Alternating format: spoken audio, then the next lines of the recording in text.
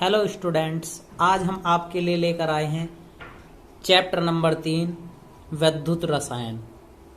बच्चों, बहुत ही अच्छा चैप्टर है। यूपी बोर्ड एनसीईआरटी के हिसाब से यह चैप्टर 5 अंक का है और इसमें पहले ही परिभाषा देखते हैं विद्युत रसायन, यानी कि विद्युत रसायन जो हमारा पार्ट है यह किसे कहते हैं। तो देखते हैं भौतिक रसायन विज्ञान की वह शाखा। तो बच्चों, जो हमारा यह चैप्टर है विद्युत रसायन, यह भौतिक रसायन विज्ञान के अंतर्गत आता है, यानी कि फिजिकल केमिस्ट्री के अंतर्गत आता है। ठीक है बच्चों, भौतिक रसायन विज्ञान की वह शाखा जिसके अंतर्गत वैद्युत ऊर्जा और रासायनिक ऊर्जा के बीच संबंध तथा पारस्परिक ऊर्जा परिवर्तनों का अध्ययन किया जाता है, विद्युत रसायन कहलाता है या कहलाती है। तो बच्चों, हम विद्युत रसायन में पढ़ेंगे क्या? इसके अंतर्गत विद्युत ऊर्जा रासायनिक ऊर्जा के बीच संबंध, यानी कि विद्युत ऊर्जा और रासायनिक ऊर्जाओं में क्या क्या संबंध है, तथा पारस्परिक ऊर्जा परिवर्तनों का अध्ययन। इनमें जो ऊर्जाओं में परिवर्तन होगा उनका अध्ययन किया जाता है। ठीक है बच्चों, किसमें? विद्युत रसायन में। ठीक है बच्चों, देखते हैं नेक्स्ट टॉपिक। नेक्स्ट टॉपिक है हमारे पास विद्युत चालक।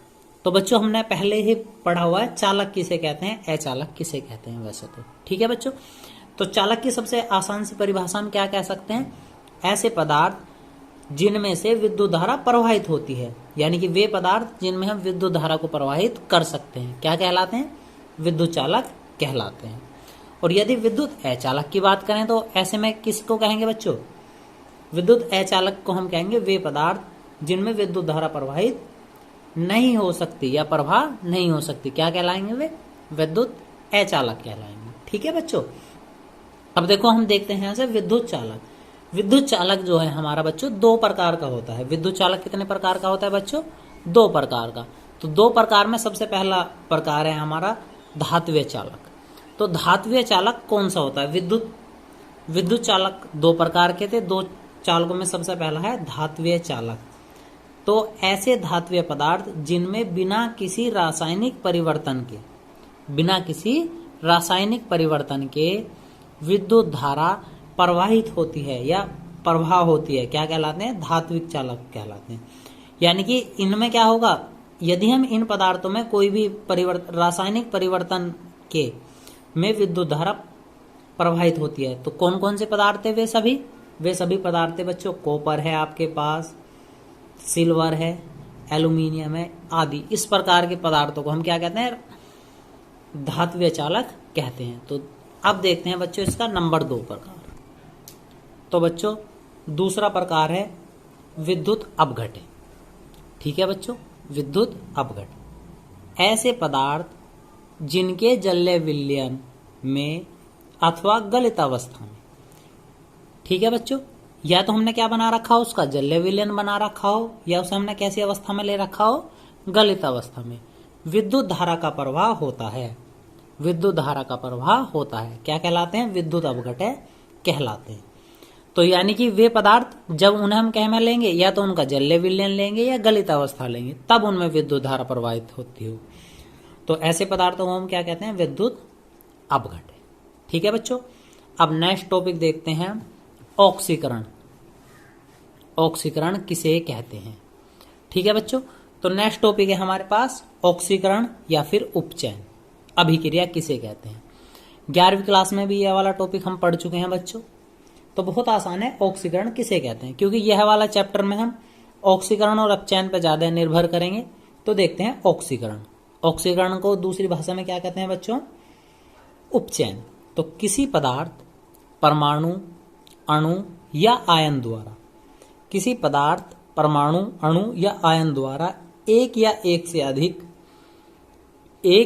से अधिक इलेक्ट्रॉन त्याग करने का प्रक्रम, एक या एक से अधिक इलेक्ट्रॉन त्याग करने का प्रक्रम ऑक्सीकरण कहलाता है, तथा यह क्रिया ऑक्सीकरण अभिक्रिया कहलाती है। तो बच्चों ध्यान रखेंगे, जब भी कोई परमाणु क्या कर रहा होगा? इलेक्ट्रॉनों का त्याग कर रहा होगा, एक या एक से ज्यादा इलेक्ट्रॉनों का क्या कर रहा होगा? त्याग कर रहा होगा, तब क्या होगा? ऑक्सीकरण की क्रिया होगी। उदाहरण में देखते हैं बच्चों, हमारे पास क्या था? Zn था।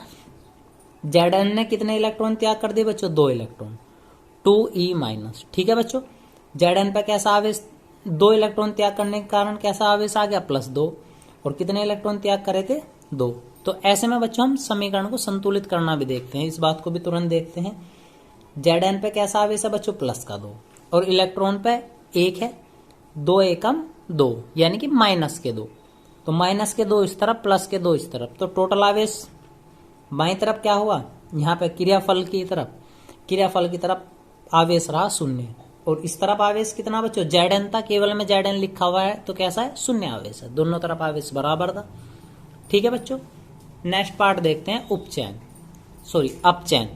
तो अपचयन बच्चों किसे कहते हैं, तो अपचयन की क्रिया में देखते हैं, किसी पदार्थ, परमाणु, अणु या आयन द्वारा एक या एक से अधिक इलेक्ट्रॉन ग्रहण करने का प्रक्रम, एक या एक से अधिक इलेक्ट्रॉन ग्रहण करने का प्रक्रम अपचयन कहलाता है तथा क्रिया अपचयन क्रिया कहलाती है। ठीक है बच्चों, इस तरफ देखते हैं, Cu+2 2 इलेक्ट्रॉन और हमने इसको क्या क्या दे दिए।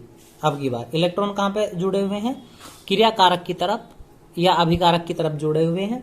तो 2 इलेक्ट्रॉन जुड़ जाने के कारण इसमें +2 आवेश था, 2 एकम 2, इस तरफ कैसा आवेश बना, 0 और इस तरफ भी Cu।